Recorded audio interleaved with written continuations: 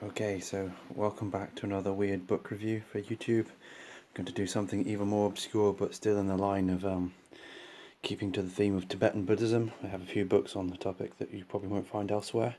But today we're going to take a look at this, which is a prayer book for Amitabha Buddha, published by a monastery in Nepal, but it's also actually a school because a lot of monasteries do teaching to young novice monks.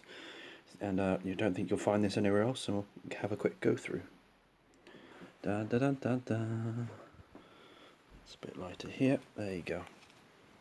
So this book, if I can remember how to read the Tibetan Nepalese inscription, published by Say Nyingon Jangchupling Tamang, where Gumba is just the name of the monastery, but it's also who it's published by.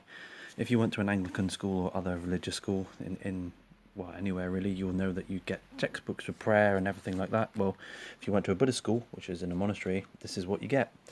It is a trilingual book of different prayers designed for children in school to read. On the top you can see there is the Tibetan, there is an English translation, and underneath is the Nepalese or Nepali.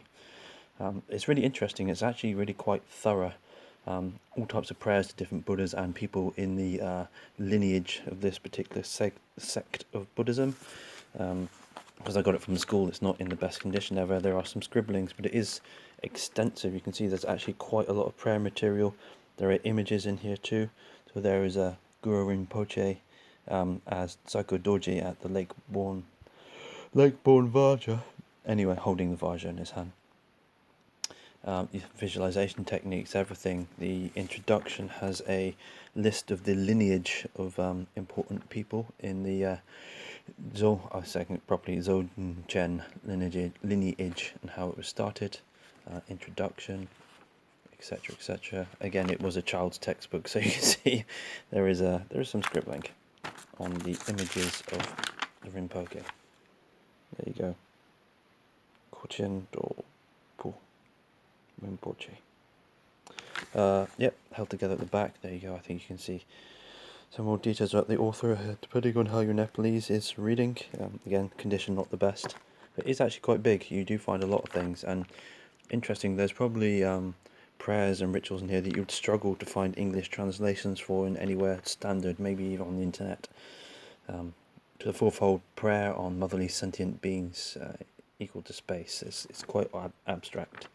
So it's got some really interesting reading in it if you're interested in Buddhist liturgy, if you're interested in how you can go from English to the Tibetan to the Nepalese as well. Yes, there is some nice other bits of imagery in it as well, so it's not just text. There's a very tiny amount of English explanation about Buddhism more generally. See if we can find anything else in terms of pictures. There you go. There's a little bit. There you go. So yes, there are some visualization techniques in here as well.